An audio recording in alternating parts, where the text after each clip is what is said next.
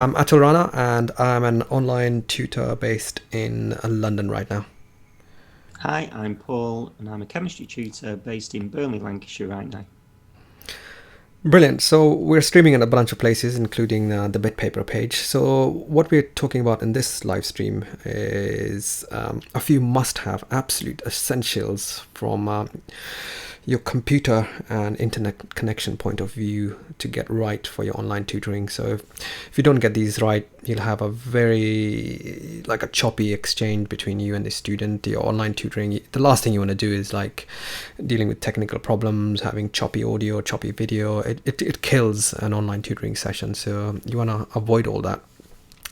So as you grow as an online tutor business, what you want to do is you want to invest in a good computer if you need it, actually. So it's the number one thing that you need to do immediately if you feel like you need that. And you know, tutoring online is a very finely tuned balance between getting the right computer, good internet connection, kind of understanding how it uses CPU, memory, graphics. There's a ton of stuff happening in the background. It's nothing short of a miracle what happens in online tutoring.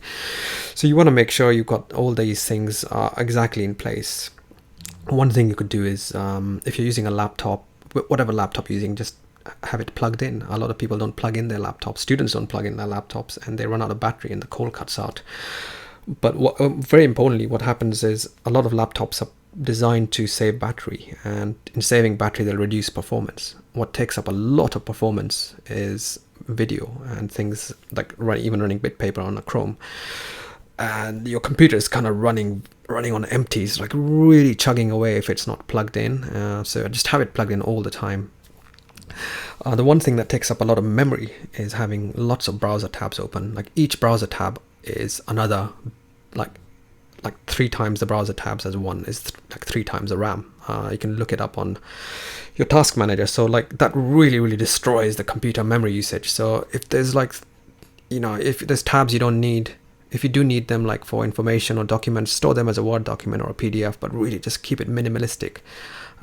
Just have one of your BitPaper tab open, or maximum two. Really, this will take, like, the more you have open, the more you take away the resources from BitPaper, which is a thing that you really need to run smoothly. So that's like, just keep it minimalistic.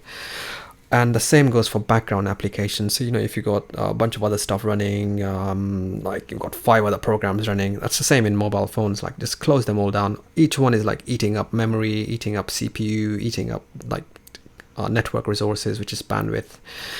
And the thing that really kills memory and CPU usage and graphics is screen share, believe it or not. What happens in screen share is your entire screen is transmitted as a video image, a high resolution, high quality video image.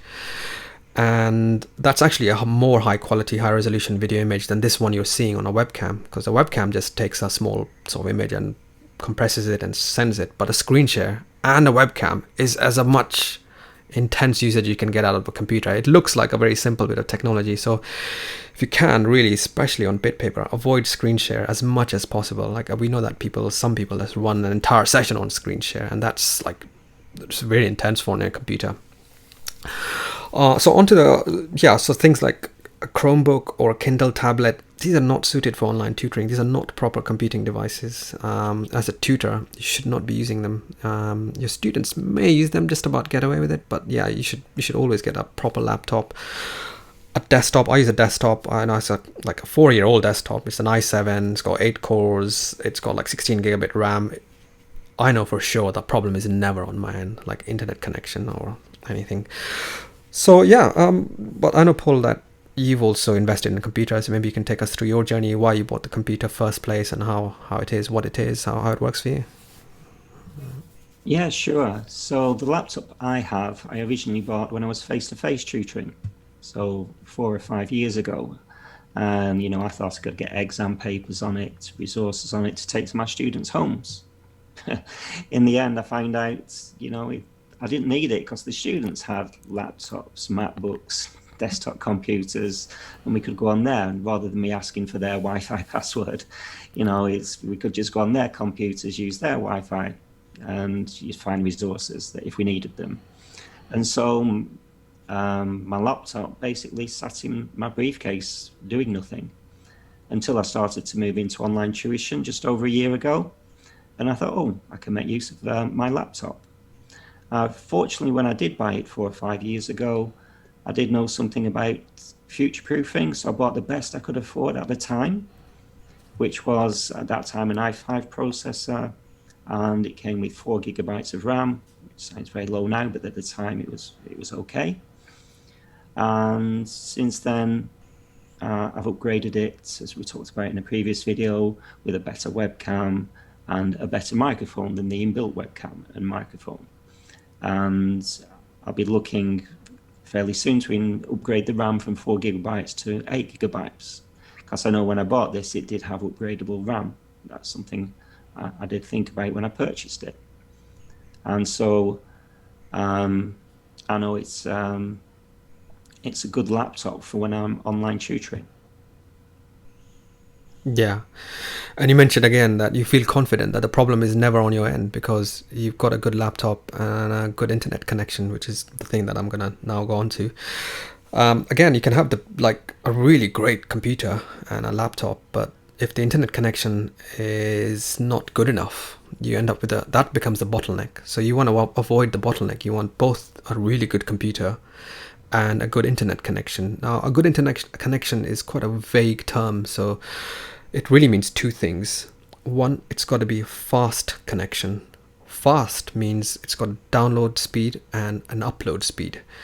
Download means how quickly the information is getting to you. Upload is how quickly you are sending the information out to someone else. So both of these speeds have to be pretty good. Most internet connections these days are they're asymmetric, so the download speed is faster than the upload speed, sometimes 10 to 20 times. But you really want a connection that's got a very good upload speed as well as a download speed. And we'll give you these numbers. This on the bit paper manual, for example, but definitely more than 1 megabit per second upload. Ideally, like 5 megabit per second upload, and download as well, more than that. And the other thing is, you can still have those great connections, but the connection may not be stable. So a Wi-Fi connection is highly dependent on how far you are from the router. So this is basic physics. Like Wi-Fi works by diffracting the signal out of the router box. The further away you are from the router, the weaker the signal gets by an inverse square method. What that means is if you're twice as far from the router, then your signal diminishes by 4 times. If you are 10 times as far from the router, your signal diminishes by 100 times. If people are in the way, if walls are in the way, you get all these kind of things that add to the signal strength being depreciated pretty significantly. And also you may have the signal might just chop out for some reason, very temporarily. The second it chops out, becomes too weak, that's unstable, so you've got a problem. You can avoid all of these problems. Wi-Fi is great technology because it's allowed us not to have wires anymore, but actually the best thing is to have a wire from your router to your computer, a physical connection. I've got one, and I know, Paul, you did it as well, so maybe you can talk about how it helped you once you got your LAN cable. Yeah, I mean, again, when I first started at online tutoring, I went with what I had, which at the time was a 10, 12 megabytes download internet connection, which is about average. At the time, I noticed when I was online tutoring that I would get some connection issues. And I was using Wi-Fi at the time as well. And so when that starts to happen, you're never quite sure whether it's your fault or it's the students' connection problems, computer problems. So what I decided to do was upgrade my internet connection to a fiber connection, and the best fiber connection I could get, and it's now about 70 megabytes download and about 20 megabytes upload. And also I run a 20-30 meter cable from the router to my laptop. There it is. It needs to be a bit better routed around the house. At the moment, it's traveling over a curtain pole in the front room to get here.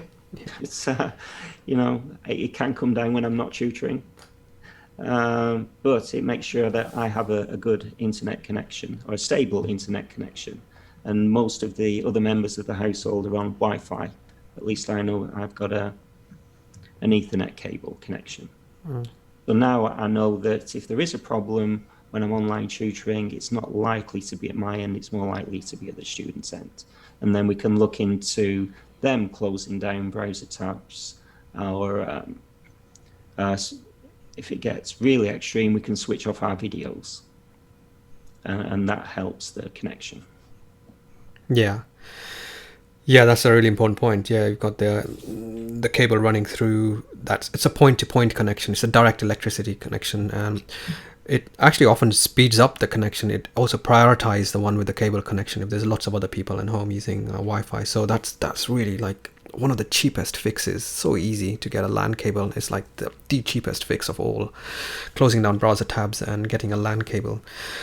So great. That's that's pretty much all I had to cover. There's other finer points, but these are like the main things. You get these right, and your online tutoring thing like is always solid, always reliable, and that's what you want.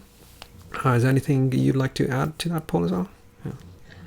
Possibly if some tutors don't have are too far away from the router to run a cable. I know some tutors that have power line adapters near their office computer or laptop, which they can run an Ethernet cable from, as well as getting a Wi-Fi signal from close to their laptop or desktop.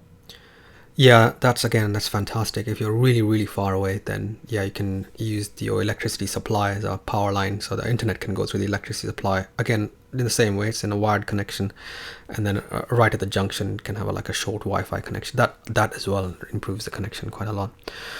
Fantastic. So if you're watching this on video or recording or live, just put some comments. We'll try and reply to them. Yeah, hope to catch you at another video in these series of videos, Paul. Thanks very much. Okay, thanks, Hassel. All right. Bye for now.